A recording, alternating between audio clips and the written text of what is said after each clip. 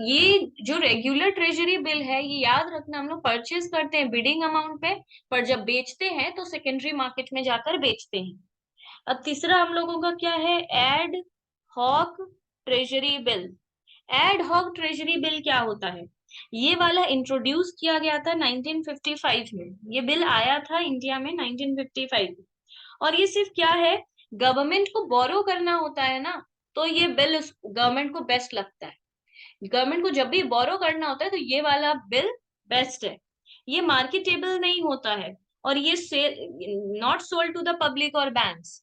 ये हम लोग पब्लिक को और बैंक को नहीं बेच सकते, ये पब्लिक और बैंक को सेल नहीं कर सकते। तो किसको बेचेंगे इतना डिटेल में नहीं पढ़ना है, बट एक चीज याद रखना है, ये बेचते वक्त, मतलब जब बेचते हैं तो पब्लिक को, जैसे ये वाला पब्लिक को बेच रहे थे, ये जो रेगुलर ट्रेजरी बिल था ये पब्लिक को ही तो बेच रहे थे, और ये जो सोल्ड कर रहे थे ये तो बैंक को ही सोल्ड कर दे रहे थे। तो ये बैंक को सेल कर रही थी, ये पब्लिक को सेल कर रहे थे, पब्लिक और बैंक दोनों को ही सेल नहीं करेंगे। कब किसको सेल करेंगे वो हमें नहीं जानना। एड हॉक बिल कितने टाइप का होता है, एड हॉक बिल 4 टाइप का होता है।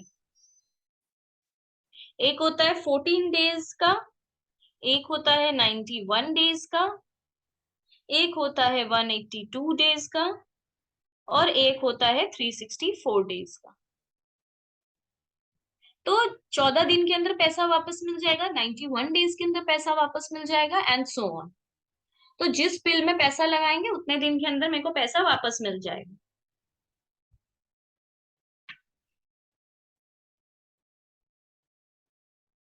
अच्छा, 14 डेज वाला जो ट्रेजरी बिल होता है उसको इंटरमीडिएट ट्रेजरी बिल कहते हैं। Intermediate treasury bill. जो 14 डेज वाला एड, ये सभी एड हॉक ट्रेजरी बिल है, ये चारों ही एड हॉक ट्रेजरी बिल है, पर इसको अलग से नाम दिया गया है इंटरमीडिएट ट्रेजरी बिल। तो ये याद रखना होगा।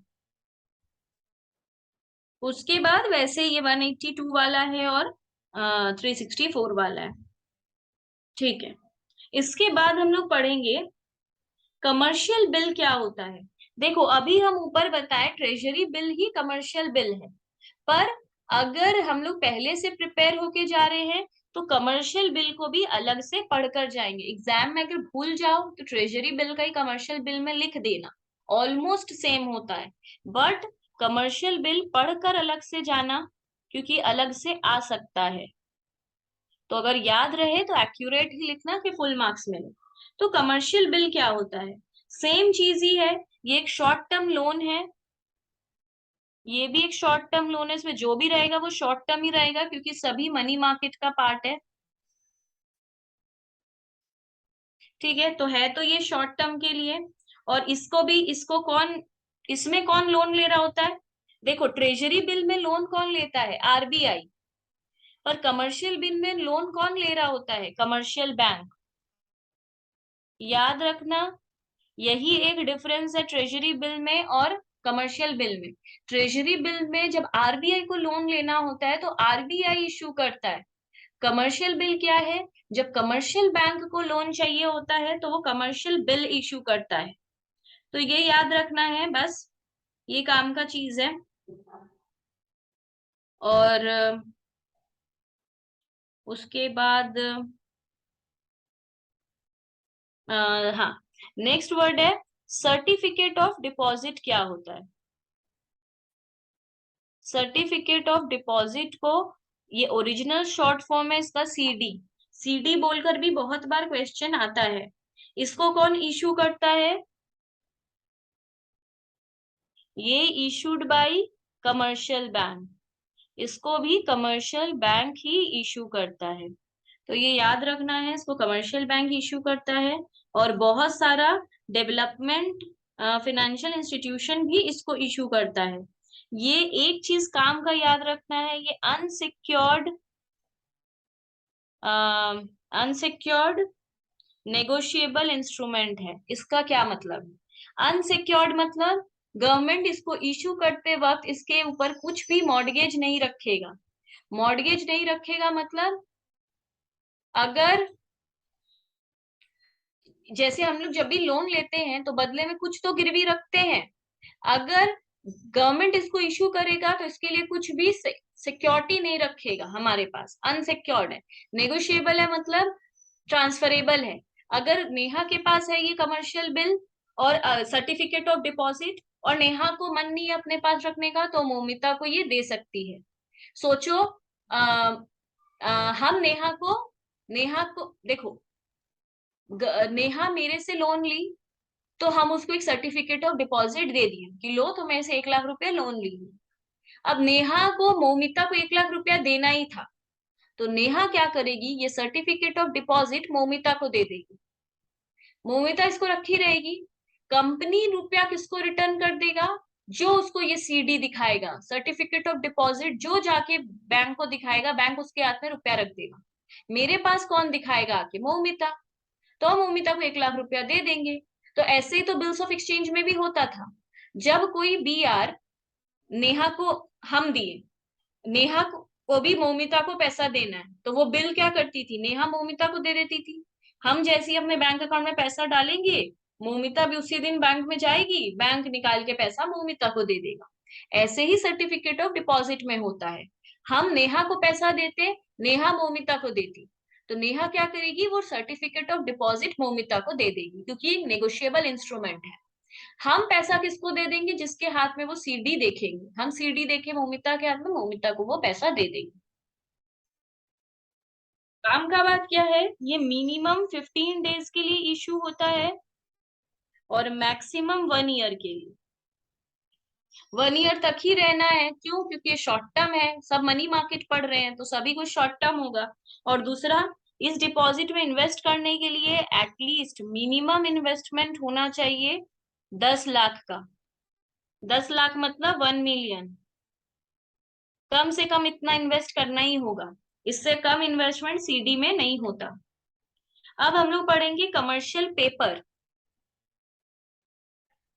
कमर्शियल पेपर क्या होता है, कमर्शियल बिल और कमर्शियल पेपर सेम चीज नहीं है। कमर्शियल पेपर क्या है, कमर्शियल पेपर भी नेगोशिएबल है। जैसे अभी सीडी नेगोशिएबल था, ये भी नेगोशिएबल है।